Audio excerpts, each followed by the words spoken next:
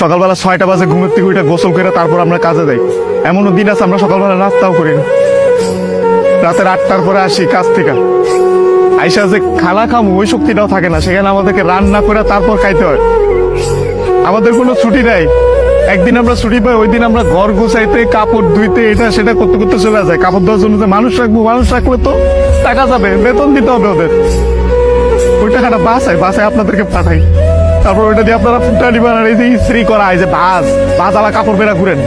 আর এই যে কাপড়, আমরা কাপড় পরতে পারি না ওইখানে। এই যে এখানে দেখেন না ভালো ভালো কাপড় পরে ঘুরতেছি, এটা খালি আব্বা আম্মা আত্মীয় স্বজন দেখে ভাবে যে পোলা অনেক সুখে আছে। ওখানে তো জামা কাপড় পরার টাইমই পাই না আমরা। কখন জামা কাপড় পরবো? সারাদিন তো ইউনিফর্ম পরেই থাকা লাগে। রাতের বেলা খাওয়ার পরে এই যে 5টা মিনিট মা বোন বাপের সাথে কথা বলি, ওইটাই আমাদের জীবনে সারাদিনের সুখ। সকালবেলা 6টা বাজে ঘুমের থেকে উঠে গোসল করে তারপর আমরা কাজে যাই। এমনও দিন আছে আমরা সকালবেলা নাস্তাও করি না। রাতের 8টার পরে আসি কাজ থেকে, আইসা যে খানা খামু ওই শক্তিটাও থাকে না, সেখানে আমাদেরকে রান্না